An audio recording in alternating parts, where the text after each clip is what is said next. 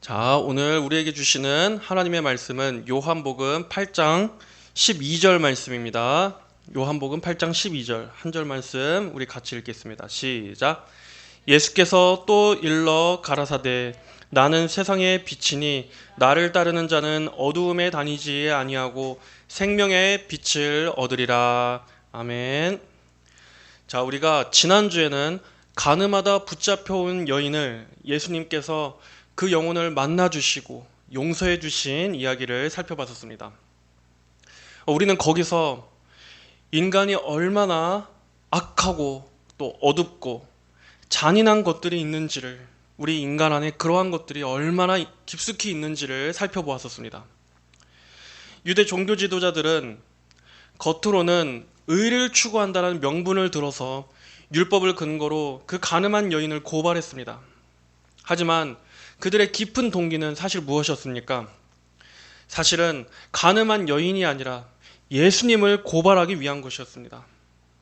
예수님께서 그녀를 용서하라고 하시든 그녀를 또 율법대로 처벌하라고 하시든 어느 쪽으로든 예수님이 빠져나갈 수 없는 함정을 만들어서 예수님을 고발하기 위한 그러한 계략이 그들의 궁극적인 목표였던 것입니다. 그 여자는 그저 그 구실을 위한 미끼에 불과했습니다. 그 여자가 회개를 하든 말든 또 그 여자가 회복이 되든 말든 그들에게 그런 건 아무런 중요한 것이 아니었습니다. 이처럼 하나님의 아들께서 이 세상을 구원하시러 오셨음에도, 그분이 구세주이셨음에도 그분을 알아보지 못하고 오히려 강한 적대감으로 구세주를 잡아 넣으려고 했던 그러한 인간의 깊은 어둠, 무지, 또 인간 안에 있는 잔인한 죄성, 이러한 것들을 살펴볼 수가 있었습니다. 그리고 또한 율법 역시도 한계가 있었습니다. 율법은 죄를 깨닫게 해주고 또 죄를 드러내줄 수는 있지만 한 영혼을 회복시키고 살릴 수는 없었습니다. 무엇이 죄인지는 알게 해준다 할지라도 정작 그 죄로부터 벗어나게 해주고 해방시켜 줄 수는 없었던 것입니다. 율법은 죄인이 의인이 되게 해줄 수는 없습니다. 그것이 율법이 지닌 명확한 한계였습니다. 여러분, 사람이 율법을 통해서 자신의 죄를 깨닫게 된다고 할지라도 단순히 자기의 죄를 깨닫는 그것만으로 죄의 권세에서 해방되는 것은 아닙니다. 그저 자기가 죄인이라는 것을 아는 것만으로는 구원받은 것이 아닙니다. 죄인의 상태에서 실제로 구원해 주는 것은 율법이 해줄 수 없는 일이기 때문입니다. 물론 방법이 있습니다. 우리가 율법을 완벽하게 순종하면 됩니다. 율법이 금지하고 있는 많은 명령들과 또 율법이 적극적인 실천을 요하고 있는 그러한 양면적인 모든 명령을 완전하게, 지난번에도 설명드렸듯이 완전하게 지키면 됩니다. 그러나 아주 완벽해야 합니다. 단순히 행위뿐만이 아니라 생각과 마음까지도 죄를 품어서는 안 되고 오직 의만을 생각하고 적극적인 의를 항상 실천하는, 그것이 완벽한 율법의 순종입니다. 그러나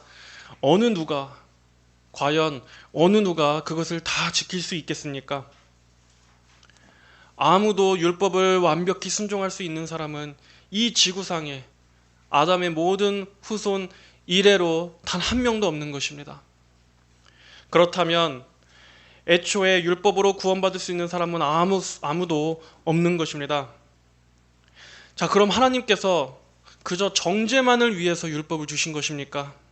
우리더러 율법 앞에 좌절하고 절망하라고 오직 그 목적만을 위해서 율법을 주신 것입니까? 그렇지 않습니다. 율법의 궁극적인 목적은 우리를 하나님께서 예비하신 한 의로 우리를 인도하기 위한 것입니다. 로마서 3장 21절은 말씀합니다.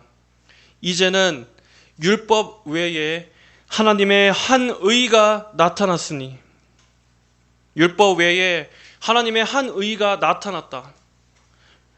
율법은 우리 자신의 의를 세우라고 주신 것이 아닙니다. 우리 스스로 우리를 구원하라고 주신 것이 아닙니다. 오히려 율법은 나의 의에는 철저하게 절망하도록 만듭니다. 우리가 그 율법에서만 딱 멈춘다면 나는 하나님 앞에 죽어야 할 죄인에 불과할 뿐입니다. 나는 그냥 죽어야 할 죄인으로 딱 끝나버립니다. 우리가 율법에서만 그친다면. 그러나 하나님께서는 어떻게 말씀하십니까? 율법 외에 하나님의 한 의가 나타났으니, 하나님은 율법 외에 하나님께서 주시는 한 의를 마련하셨습니다. 나의 의로움이 아니라 바로 하나님께서 주시는 그 의를 의지하라고, 하나님의 그 한 의를 의존하라고 주신 것입니다. 그 의는 무엇입니까? 그렇습니다. 바로 우리 주 예수 그리스도의 의입니다. 이제는 율법 외에 하나님의 한 의가 나타났으니 율법과 선지자들에게 증거를 받은 것이라. 곧 예수 그리스도를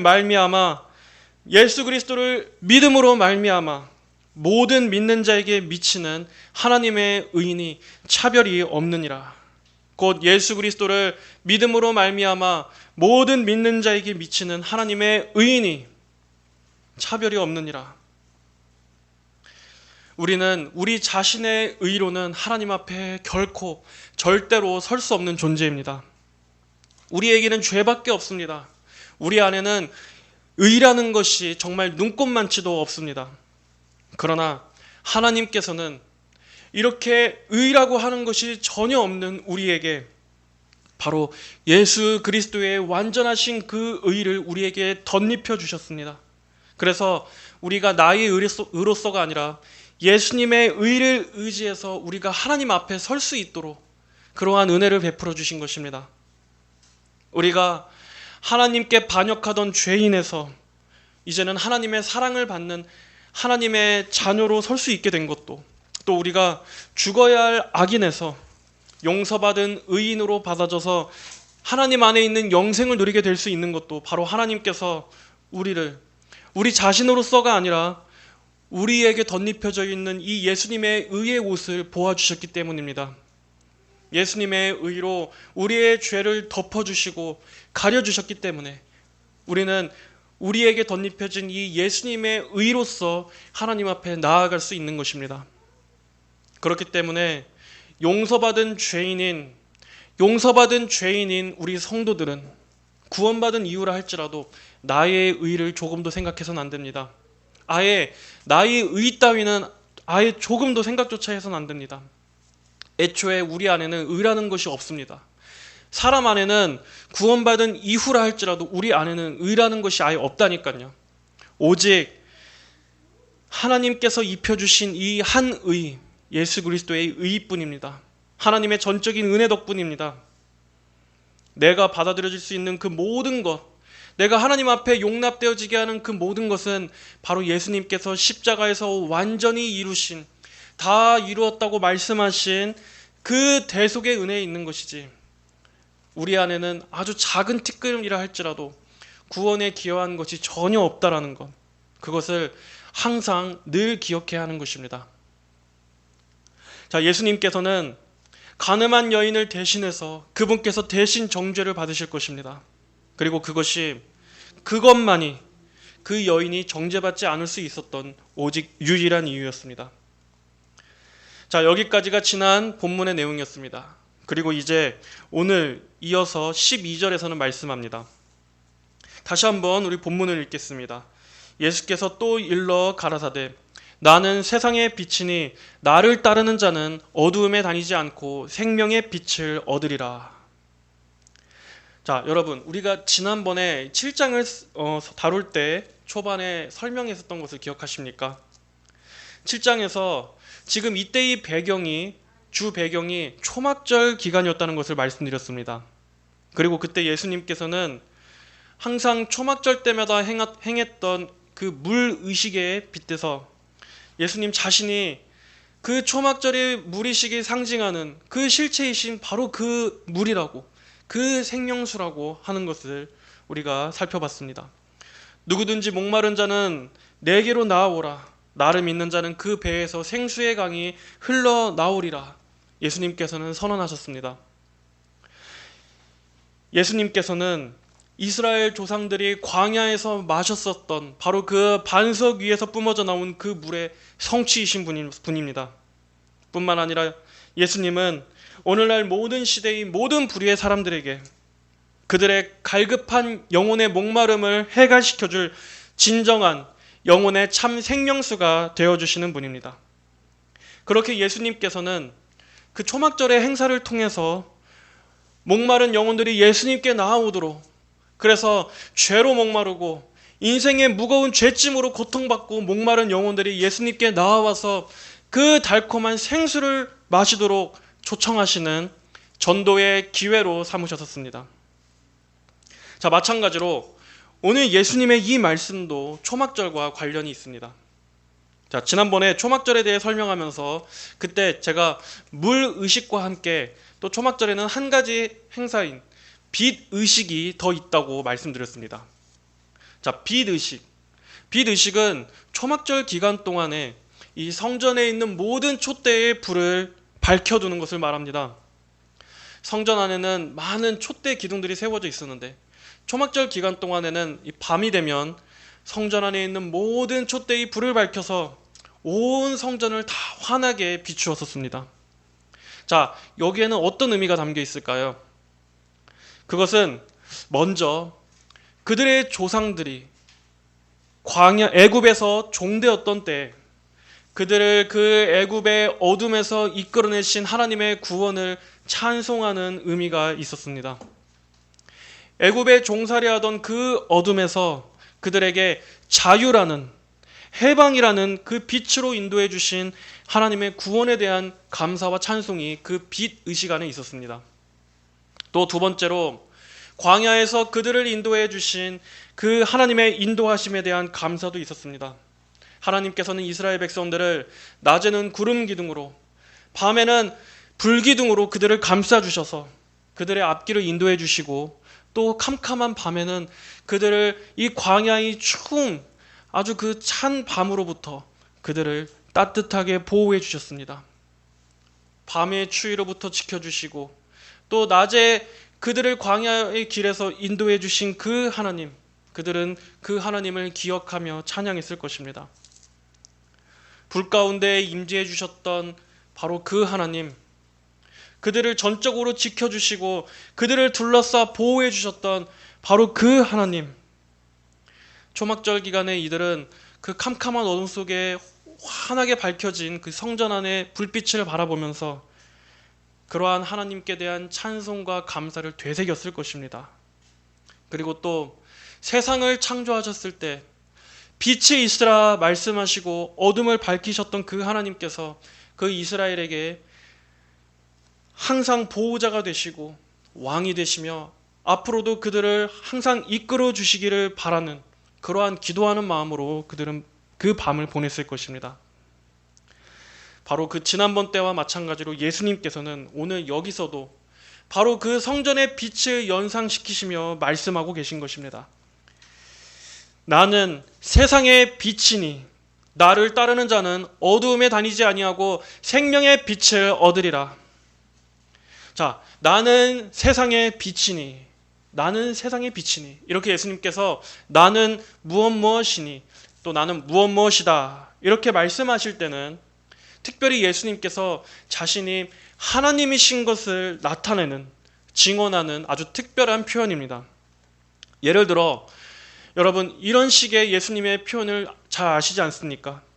나는 생명의 떡이니, 또 나는 세상의 빛이니, 나는 양의 문이니, 나는 선한 목자이니, 또 나는 길이요 진리요 생명이니, 그리고 나는 부활이요 생명이니, 그리고 나는 참 포도나무니, 이런 식으로 예수님께서 나는 무엇이니 라고 하는, 이렇게 말씀할 때 헬라어로는 에고 에임이라고 합니다.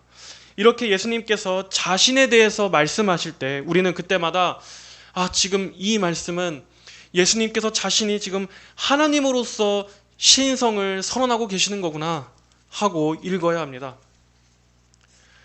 자, 구약의 출애굽기에서 모세가 떨기나무 불타는 떨기나무 가운데 임재해 주신 그 하나님을 대면했을 때 하나님께서는 자신에 대해서 어떻게 말씀하셨습니까? 나는 스스로 있는 자니라 라고 말씀하셨습니다. 이처럼 예수님께서는 나는 무엇이다 라고 말씀하시면서 지금 그분이 하나님이심을, 하나님의 속성을 드러내시는 지금 신적인 자기 선언을 하고 계신 것입니다. 예수님께서는 나는 세상의 빛이다 라고 말씀하셨습니다. 지난 시간에 나는 생명의 빵이다. 나는 생명의 빵이다. 너희들이 나를 먹어야만 살 수 있는, 나 없이는 너희가 죽을 수밖에 없는 나는 생명의 빵이다 라고 말씀하신 그 예수님께서 오늘은 나는 세상의 빛이다 라고 말씀하십니다. 자, 빛을 알기 전에 먼저 세상. 자, 성경이 말씀하는 세상은 어떤 곳입니까? 성경이 말씀하는 세상은 우리가 일반적으로 생각하는 이러한 세상이 아닙니다. 성경이 말씀하는 이 세상이란 바로 하나님께서 보시기에 지금 이 세상이 다 어둠에 있다는 것입니다. 자, 세상이 어둡다. 물론 이 세상에 하나님을 안 믿는 사람들도 세상이 어둡다고 말합니다. 이 세상에 아무런 희망이 없고 암울한 곳이라고 말합니다. 그러나 성경이 말씀하는 이 세상이 어둡다라는 것은 무슨 뜻입니까? 세상이 죄로 어두워졌다는 것입니다. 세상이 생각하는 어둠은 이 세상에 많은 만연해 있는 온갖 또 범죄나 부정부패나 불의함이나 이러한 것들을 말할 때 세상이 어둡다라고 세상은 그렇게 세상을 생각하지만 성경이 말씀하는 근본적인 어둠은 더 깊은 데 있습니다. 바로 이 세상이 하나님을 떠나 있는 데서 온 깊은 어둠, 흑암, 죄의 어둠이라는 것입니다. 지금도 많은 사람들이 하나님을 부정하고 하나님의 아들 예수 그리스도를 거절하고 밀어내고 있는 것, 바로 그것이 이 세상이 죄 아래 있고 어둠 아래 있다라고 하는 이 성경의 진단입니다. 그리스도가 없는 세상, 또 그리스도가 없는 인생들, 그러한 사람들이 모여서 각자가 모든 사람이 다 죄 가운데 종노릇하며 마귀의 노예가 되어 있는 이 세상, 바로 그것이 성경이 말씀하고 있는 어두움입니다. 예수님께서는 그런 세상에 빛으로 오셨습니다. 아담 이래로 모든 인류는 다 타락했습니다. 그러한 인간 안에서는 구원이 나올 수가 없습니다. 그러한 인간 안에서는 빛이라고는 찾아볼 수가 없을 만큼 모든 이가 다 죄로 죽어 어두워져 버렸습니다. 그러나 하나님께서는 그러한 어두워진 심령들, 죄로 죽어 어둠밖에 없는 그 인간들을 건져내시고 구원하시기 위해서 빛 대신 빛이신 우리 주님을 예수님을 구세주로 보내주셨습니다. 요한복음 1장 9절은 말씀합니다. 참 빛, 곧 참빛이 세상에 와서 각 사람에게 비치는 빛이 있었나니. 참빛, 곧 세상에 와서 각 사람에게 비치는 빛이 있다. 여러분, 이 참빛은 예수님이십니다. 오직 예수님만이 참빛이십니다. 이 세상에는 이 참빛을 빙자한 많은 가짜빛들이 있습니다. 그리고 저마다 사람들은 그 빛을 따라가면, 그 가짜 빛을 따라가면 그 끝에 무언가 있을 거라고 소망합니다. 그렇게 그 가짜 빛은 사람들을 자기에게로 오도록 손짓합니다. 여러분, 이 세상은 어둠을 해결하기 위해서 인류의 지성이 발전하고 사람들의 지적인 수준이 더 높아진다면 세상의 어두움이 해결될 수 있을 거라 생각합니다. 그러나 과연 그러한 것들로 어둠을 해결할 수 있습니까? 또 더 나은 교육, 또 수준 높은 문화와 또 여러 철학을 공부하면, 그런 것으로 인간을 잘 교육하고 고상하게 만든다면 과연 그러한 것들로 이 세상의 어둠이 물러가고 근본적으로 앞으로 환한 미래가 오겠습니까? 또는 경제적인 불평등이 해결된다면 앞으로는 모든 사람이 다 행복해지는 그러한 밝은 미래가 오겠습니까?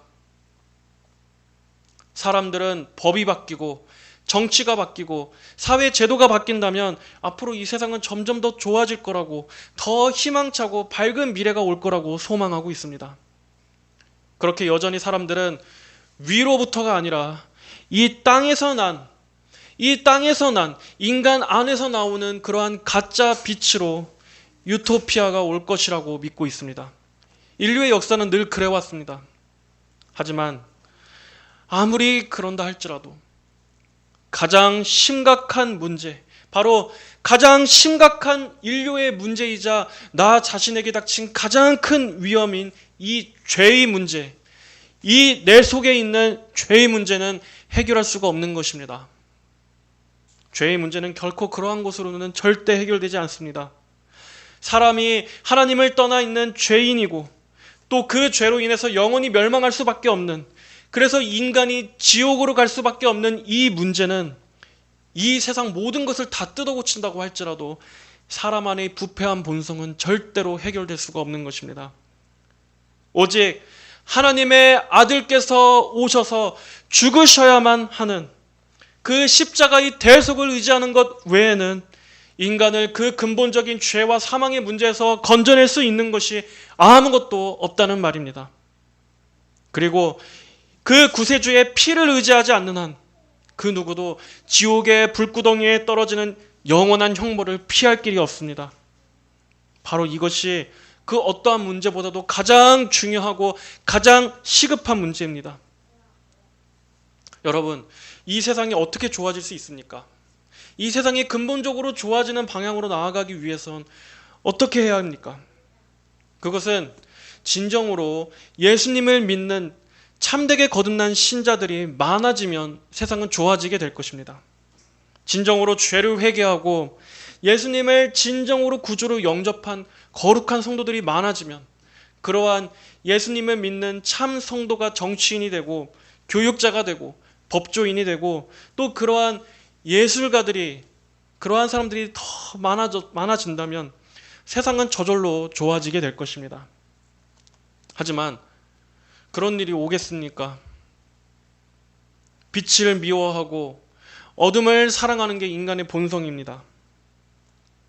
자기를 살릴 소식에는 귀를 막고 오히려 자기가 멸망할, 자기가 죽을 길을, 그 길을 스스로 알아서 뛰어드는 게 바로 죄로 인해서 어두워지고 미련해진 인간의 본성입니다.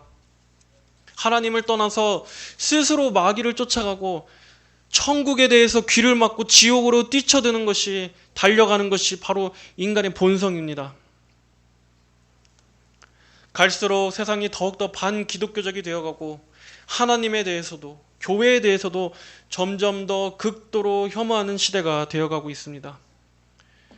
기독교인들에 대한 혐오도 극에 달해서 지금은 어떻습니까? 교회 다니는 사람들마저도 자기 자신이 교회 다닌다라는 걸 스스로 숨기고 있습니다. 그리고 이제 교회에서마저도, 교회 자체에서도 스스로 빛을 잃어가고 있습니다. 교회가 알아서 먼저 빛을 버리고 있습니다. 교회 안에서마저도 빛이신 주님을 별로 원하지도 않고 알지도 못하고 빛이신 주님을 추구하고 있지도 않습니다. 교회부터가 이미 다 미혹이 돼서 교회부터가 이미 예수님이 아닌 다른 빛을 쫓아가고 있으니 말 다 했죠 뭐.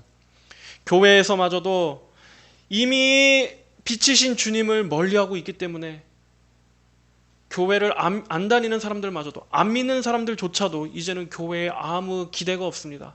교회에 가게 돼서 무슨 생명의 구원의 소식을 듣게 된다거나 또는 뭐 교회에 가서 구원을 받게 된다거나 하는 그러한 일들을 아예 안 믿는 사람조차도 기대조차 아예 하지를 않습니다. 교회에 가도 아무것도 없다라는 것을 안 믿는 사람들도 아는 것입니다. 그리고 교회가 그렇게 되도록 교회가 그렇게 하고 있습니다. 안 그래도 이 세상은 원래부터가 교회를 미워하고 싫어하는데 수많은 가짜 신자들 때문에 오늘날 교회는 세상에서 더 혐오의 대상이 되어가고 있습니다. 이렇게 마귀는 어떠한 식으로든 사람들이 빛이신 주님께로 나아오지 못하도록, 예수님에 대해서 듣지 못하도록, 믿지 못하도록 그렇게 기승을 부리고 있는 것입니다. 어떻게든 사람들이 예수님께로 나아가 구원을 받지 못하도록 오늘도 영혼들의 발목을 꽉 붙잡고 절대로 안 놔주려고 하고 있습니다. 그러나 여러분, 그리스도만이 참 빛이십니다. 예수님만이 어둠 가운데 죽음과 저주와 사망과 슬픔과 비참함 가운데 있는 그 어두움 가운데 주저앉아 있는 영혼들을 빛으로 끌어내실 참 빛이신 분이십니다. 예수님이 없는 인생은 그 인생 자체에 빛이 아예 없는 것입니다. 이 빛이 없다는 게 단순히 어떤 수사적인 표현, 문학적인 표현이 아니라 실제로 예수님이 없는 인생은 빛이 없습니다. 완전히 깜깜합니다.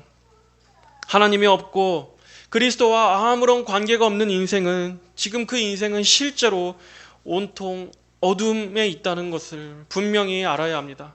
분명히 알려줘야 합니다. 여러분, 오히려 정말로 자기가 죄가 너무 많고 그 죄 때문에 고통을 겪고 또 죄로부터 벗어나고 싶지만 도저히 그 죄로부터 벗어날 수 없는 그 고통을 아는 사람은 자기가 지금 죄에 끌려다니는 노예고 정말 자기 인생이 깊은 어둠 속에 있다는 것을 알고 있습니다. 자각합니다. 그런 사람은. 예를 들어 어떤 중독에 빠져 있는 사람들, 그러한 사람들은 자기가 지금 완전히 망가져버리고 폐인이 된 상태고 자기 인생에 전혀 소망이 없는, 빛이 없다라는 것을 본인도 인식합니다. 그리고 그 죄의 힘이 엄청나게 강력하다는 것도 의식합니다. 자기가 지금 영혼 속에서 내가 지금 완전히 파괴되어 있구나라는 것을 자각합니다. 물론 그들이 그로 인해서 하나님께 나아온다거나 또 하나님을 알지 못하고 그러한 것들은 그렇지는 못한다 할지라도 어쨌든 정말로 심각한 죄인은 자기가 정말 파괴되어 있는 죄인이라는 것을, 자기가 어둠에 있다는 것을 압니다. 그런데 그들보다도 참 더 설득하기가 어려운 부류인 사람들은 어떤 사람들입니까? 평범한 사람들입니다. 그냥 이렇게 하루하루 늘 일상이 똑같고 그냥 평범하게 살아가고 큰 죄도 저지르지 않고 그냥 그러한 우리 같은 이러한 일반적인 사람들이 어떠한 면에서는 자기 자신이 깊은 어둠에 있고 심각한 죄인이라는 사실을 자각하는 게 훨씬 어렵습니다. 지금 내 삶에 빛이 없다라는 것을 인정하는 게 평범한 사람들에게 더 어렵다는 것입니다. 왜냐? 지금 자기 삶에는 그다지 큰 문제가 없다고 생각하기 때문입니다. 그래서 무슨 어둠이니 뭐 죄인이니 구원이니 심판이니 정말 이것이 심각한 문제라는 그러한 것들이 그렇게 받아들여질 만큼 자기의 영적 상태에 대해서 무지합니다. 이러한 평범한 사람들이 어떤 면에서는 더 어렵습니다. 왜 그렇습니까? 그 영혼이 죄로 죽어 있기 때문에 자기 영혼의 이 본래 모습, 자기의 본 실상을 보지 못하는 것입니다. 자기를 볼 수가 없는 것입니다. 그렇기 때문에 여러분, 구원은 오직 전적인 하나님의 절대적인 은혜입니다. 하나님께서 은혜를 주셔야만 내가 얼마나 죄인인지를 알게 되는 것입니다. 내가 얼마나 어둠 속에 있는지를 알게 되는 것입니다. 그래서 사람이 복음을 통해서 예수님을 처음 알게 될 때 가장 먼저 인식하게 되는 것은 무엇입니까? 자기의 깊은 어둠과 반면에 예수님의 환한 그 영광의 빛입니다. 내가 얼마나 깊은 어둠 속에 있었는지, 내가 얼마나 심각한 어둠 속에 있었는지를 자복하게 되면서 동시에 그 어둠을 밝히시는 예수님의 그 환한 구원의 빛을 보게 되는 것입니다. 여러분은 여러분 자신이 얼마나 심각한 어둠 속에 있었다라는 것을 알고 깨닫게 되셨습니까? 그리고 그 어둠에서 건져내 주신 예수님의 그 영광에 대해서 여러분은 찬양하고 계십니까? 예수님께서는 각 사람의 영혼에게 빛을 비추십니다. 참빛, 곧 세상에 와서 각 사람에게 빛이 비추었다고 말씀하셨습니다. 예수님께서는 각 사람들의 그 어두워진 심령에 그리스도의 빛을 비춰주셔서 먼저 그 사람 자신의 죄를 보게 하고 또 하나님의 그 구원의 크신 긍휼의 은혜를 바로 보도록 비추십니다. 그래하여 하나님의 영광이 어떠한지를 비추셔서 하나님 아버지를 알게 하시는 것입니다. 고린도후서 4장 6절은 말씀합니다. 어두운 데서 빛이 비추리라 하시던 그 하나님께서 예수 그리스도의 얼굴에 있는 하나님의 영광을 아는 빛을 우리 마음에 비치셨다고. 하나님께서 이 세상의 창조 때 흑암 중에 빛이 있으라 말씀하시고 빛을 비추셨던 그 말씀을 주셨던 그 하나님께서 죄인의 어두운 심령 안에 그리스도의 빛이 비치게 해주셔야만 하나님을 알게 되는 것입니다. 그래야만 하나님을 바르게 볼 수 있는 것입니다. 그렇기 때문에 그리스도를 모르고선 복음도, 진정한 복음도 알 수 없는 것입니다. 예수님을 알아야 죄가 얼마나 악한 것인지를 알게 됩니다. 하나님의 아들께서 죽으셔야 했을 만큼 죄는 그 어떠한 것으로도 해결할 수 없을 만큼 정말 강력한 것이었구나. 너무나 악한 것이었구나. 그래서 그 누구도 사람도 아닌 예수님께서 달리셔야 했구나 하는 것을 알게 되는 것입니다. 또 하나님께서 그토록 사랑하시던 아들을 내어주셔야만 했을 만큼 나 같은 죄인을 사랑해 주셨구나. 진정으로 전혀 사랑받을 만한 아무런 가치가 없었던 이 무가치한 나를, 나 같은 이 악한 죄인을 건져주실 만큼 나를 사랑해 주셨구나 하는 이것을 우리는 예수님을 통해서 예수님을 알게 될 때 알 수 있는 것입니다. 예수님을 통하지 않고서는 성부 하나님마저도 바르게 알 수 없습니다. 그래서 오늘 19절에서도 예수님께서는 너희가 나를 알지 못하고 내 아버지도 알지 못하는구나. 나를 알았다면 내 아버지도 알았으리라 라고 말씀하신 이유입니다. 사람은 이 예수님을 알 때 그 영혼에 빛을 얻습니다. 그 전까지는 온통 캄캄한 어둠과 저주 아래 있을 뿐입니다. 무엇이 생명인지도, 무엇이 구원인지도, 무엇이 천국으로 가는 좁은 생명길인지도, 그리고 또 나의 존재 이유도, 나의 궁극적인 목적도 아무것도 모른 채 그저 이 세상의 가짜빛, 그 허망한 빛만 쫓아 달려가며 평생을 달려갑니다. 그러나 그 끝에는 아무것도 없습니다. 결국 허무와 심판과 멸망뿐입니다. 내가 이것을 이루고 또 내가 이것을 이루고 그 다음엔 이것을 이루고 또 그 다음엔, 그리고 그 결국엔 계속 캐물어 가서 거슬러 가다 보면 결국엔 뭡니까? 죽음뿐입니다. 죄의 대가로서 온 죽음, 그리고 그 이후에 영원한 형벌과 고통, 평생 동안 하나님이 아닌 다른 빛만 일평생 쫓아 달려가다가 끝에 와보니 가짜빛, 허망한 것이었습니다. 그리고 남은 건 영원한 형벌, 영원히 꺼지지 않는 불에서 영원히 고통받는 것, 그것이 빛이 없이 평생을 산 인생의 최후입니다. 그리스도를 끝까지 거부한 모든 이에게 닥칠 일들입니다. 그러므로 여러분, 사람은 속히 그리스도를 영접해야 합니다. 빛 대신 주님께로 나아와야 합니다. 사람은 정말로 예수님을 믿어야 합니다. 여러분, 이것이 가장 너무나 중요한 일입니다. 예수님이 필요하지 않은 인생은 이 세상에 단 한 사람도 없습니다. 모든 아담의 후손, 하나님을 떠나버린 어둠 가운데 잃어버린 바 되어 있는 모든 아담의 후손은 빛이신 예수님이 절대적으로 필요한 존재입니다.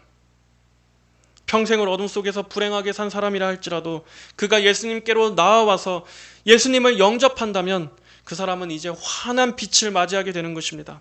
그 인생이 지금까지 계속 어두웠다 할지라도, 온갖 불행 속에 있었다 할지라도 예수님을 믿게 되면 이제 그 인생에는 참 빛이 비치기 시작합니다. 이사야 50장 10절은 말씀합니다. 너희 중에 여호와를 경외하며 그 종의 목소리를 청종하는 자가 누구뇨? 흑암 중에 행하여 빛이 없는 자라도 여호와의 이름을 의뢰하며 자기 하나님께 의지할지어다. 흑암 중에 행하며 빛이 없는 자라고 할지라도 여호와의 이름을 의지하고 신뢰하며 자기 하나님께 의지할지어다. 여러분, 어떠한 죄인도 또 도저히 내 힘으로는 해결할 수 없는 죄의 문제에 꽁꽁 묶여있는 죄의 사슬에 얽혀있는 사람이라 할지라도 예수님께로 나오십시오. 예수님께 나와야만 그 영혼이 살 수 있습니다. 내 힘으로 죽어도 할 수 없는 이 죄의 문제, 심각한 죄인만 얘기하는 것이 아닙니다. 그냥 길에 다니는, 우리가 날마다 마주치는 그 평범한 사람들, 바로 평범한 당신이라 할지라도 하나님을 떠나 있다면 당신은 지금 심각한 죄의 사슬에 묶여 있는 상태입니다. 그러한 죄인도 예수님께 나온다면 예수님은 해결해 주십니다. 아무리 어둠 속에서 지지고 볶아보고 해보십시오. 절대로 안 됩니다. 인간은 자기 자신의 어둠을 해결할 수 없습니다. 그러나 빛이 임하면 어둠은 곧 물러가게 됩니다. 빛이신 예수님께서 오시면 인생의 어둠은 다 물러나게 되는 것입니다. 그런데도 하나님을 알지 못하고 무당을 찾아가고 백날 무당 찾아가서 굿하고 돈 갖다 바치고 부적 쓰고 해봐도, 아니, 어둠 속에서 어둠을 어떻게 해결합니까? 어둠으로 어둠을 어떻게 쫓아낼 수 있겠습니까? 그러나 빛이신 예수님께서 그 인생에 비추시면 어둠과 저주와 악한 영들은 알아서 걷어집니다. 알아서 다 물러나게 됩니다. 어둠은 빛을 삼킬 수 없지만 빛은 어둠을 몰아낼 수 있습니다. 빛은 어둠을 물리칩니다. 흑암 가운데 빛이 있으라 말씀하신 그 하나님께서 인생의 죄의 어둠과 불행의 어둠 가운데 예수님의 말씀이 들려지고 예수님의 말씀이 그 영혼에 깊이 선포가 되면 그 말씀의 빛에 의하여 인간 안에 있는 모든 어둠은 다 물러가는 것입니다. 작은 빛도 어둠을 밝힐 수 있다면 더 환한 빛은, 빛이신 예수님의 빛은, 그 영광은 어둠을 완전히 밝힐 수 있습니다. 어둠을 완전히 몰아낼 수 있습니다. 그러므로 모든 불행한 인생들의 유일한 해답은 누구에게 있습니까? 바로 빛이신 예수님께로 속히 나오는 것입니다. 예수님만이 인간을 어둠에서 건져내 주셔서 빛으로 옮겨주십니다. 완전히 옮겨주십니다. 자, 예수님께서는 나를 따르는 자는 어두움에 다니지 아니하고 생명의 빛을 얻을 것이라고 말씀하십니다. 예수님을 따르는 자에게는 이제 더 이상의 어둠은 없습니다. 어둠 속에서 방황하고 헤매던 사람도 이제 그가 그리스도와 함께하는 이상 이제 그는 어둠과는 상관이 없습니다. 더 이상 어둠이 그를 집어 삼켜서 어둠 속으로 끌어갈 수가 없다는 것입니다. 하나님께서 옮겨 놓으셨기 때문에 그 누구도 하나님으로부터 다시 뽑아갈 수 없습니다. 그런 사람에게 있어서 이제는 어떠한 길을 걸어가야 합니까? 에베소서 5장 8절은 말씀합니다. 너희가 전에는 어두움이더니 이제는 주 안에서 빛이라. 빛의 자녀들처럼 행하라. 너희가 전에는 어둠이었지만 언제라도 다시 어둠으로 갈 수 있다. 다시 어둠의 자녀가 될 수가 있다. 그것이 아니라 이제는 주 안에서 빛이 된 것입니다. 빛 가운데로 완전히 넘어온 것입니다. 하나님께서는 그리스도를 통해서 우리를 어둠에서 빛으로, 그리고 사단의 권세에서 하나님께로 돌아오게 하셨습니다. 그러므로 이제 더 이상 어둠과 우리 성도들은 같은 영역에 있는 것이 아닙니다. 같은 나라에 속해 있는 것이 아닙니다. 그러므로 그러한 성도는 어떻게 합니까? 이제 이전의 어둠은 멀리하고 빛이신 주님을 계속해서 따라가야 합니다. 예수님을 따른다는 것은 무엇입니까? 예수님을 따른다는 것은 심정적으로는 예수님께 한 발을 내려놓고 여전히 나의 모든 삶의 실제 삶은 이 세상에 그대로 걸쳐놓고 있는 것이 아닙니다. 그리스도를 따른다는 것은 이제는 나의 전심을 다해서 나의 삶 전체를, 나 전체를 그리스도께로 완전히 방향을 바꾸어서 그리스도께 나를 드리는 것입니다. 하나님의 말씀을 나의 유일한 삶의 법칙이요, 유일한 진리요, 나의 유일한 최종 판단 기준, 결정 기준으로 삼고서 이제는 나의 영예를 위해서가 아니라 주님을 위해서 살아가야 합니다. 나의 모든 삶의 방향을 항상 하나님과 관계 지어서 생각하고 하나님 나라의 유익을 고려해서 결정하고 하나님 나라의 확장을 위해서 헌신하는 것. 이제는 모든 것을 주님의 영광을 위한 방향으로 살아가고 생각하고 결정하고 판단하고 행동하는 것. 그것이 바로 진정으로 주님을 따른다고 하는 말의 의미입니다. 나를 향하고 세상을 향하고 오직 나를 위해서 사는 것이 아니라 이제는 완전히 내가 온통 나를 위해서 살기 위해 열중했던 것처럼 이제는 하나님을 향해서 완전히 방향을 돌이켜 하나님을 위해 열중하는 것입니다. 이렇게 나라는 존재 전체가 완전히 하나님께로 방향이 틀어지지 않는 사람은 주를 따르는 사람이 아닙니다. 그것은 확실하게 말할 수 있습니다. 그런 사람은 주를 따르는 사람이 아닙니다. 오늘날 너무나 많은 사람들이 구원을 너무나 쉽게 생각하고 쉽게 말하고 있습니다. 그냥 교회 다니는 거를 구원이라고 생각합니다. 그냥 교회만 다니고 있으면 자기가 예수님 믿는 성도라고, 신자라고 생각합니다. 특별히 전도할 때도 보면 그렇습니다. 이렇게 복음을 전하고 예수님에 대해서 얘기를 하려고 하면 저 교회 다녀요 하면서 완전히 무슨 사람을 벌레 보듯이 얼마나 쌀쌀하고 냉랭한지 예수님 안 믿는 사람보다 예수님 믿는 사람들이 더 그러는 사람들이 있습니다. 차라리 그럴 때는 그냥 불신자들한테 그렇게 욕을 먹으면은 별로 기분이 안 나쁩니다. 당연한 거니까. 근데 교회를 다닌다고 하는데도 너무나 차갑고 너무나 쌀쌀 맞습니다. 그럴 때는 저 사람이 과연 저게 신앙에 맞는지, 저 사람이 정말 같은 영인지 하는 생각이 듭니다. 여러분, 교회를 다닌다고 해서 그것이 곧 예수님을 믿는 것입니까? 교회를 그냥 다닌다고 하면 성도고 교회를 다니면 구원이 알아서 저절로 보장됩니까? 실제적인 삶의 순종과 그 마음의 방향의 변화와 헌신, 그것이 따르지 않는다면 관념적인 신앙만으로는 절대로 구원받은 신앙이 아닙니다. 무슨 실제적인 변화, 헌신이라고 해서 교회 봉사를 충성되게 해야 된다, 무슨 11조 헌금을 많이 내야 된다, 이런 얘기를 지금 하고 있는 것이 아닙니다. 그의 삶의 전체의 방향이, 그 마음의 중심의 방향이 진정으로 하나님을 사랑하고 하나님께 관심을 갖고 마음을 다해서 하나님을 따르는 그러한 열매가 있어야 한다는 것입니다. 그것이 주님을 따르는 사람, 어두움에 다니지 않는 사람의 열매입니다. 예수님께서는 지금 그것을 말씀하고 계신 것입니다. 자, 요한일서 1장 5절부터 10절을 말씀했습니다. 우리가 저에게서 듣고 너희에게 전하는 소식은 이것이니 곧 하나님은 빛이시라. 그에게는 어두움이 조금도 없으시니라. 만일 우리가 하나님과 사귐이 있다 하고 어두움 가운데 행하면 거짓말을 하고 진리를 행치 아니함이거니와 저가 빛 가운데 계신 것 같이 우리도 빛 가운데 행하면 우리가 서로 사귐이 있고 그 아들 예수의 피가 우리를 모든 죄에서 깨끗하게 하실 것이요. 만일 우리가 죄 없다 하면 스스로 속이고 또 진리가 우리 속에 있지 아니할 것이요. 만일 우리가 죄를 자백하면 저는 미쁘시고 의로우사 우리의 죄를 사하시며 모든 불의에서 우리를 깨끗게 하실 것이요.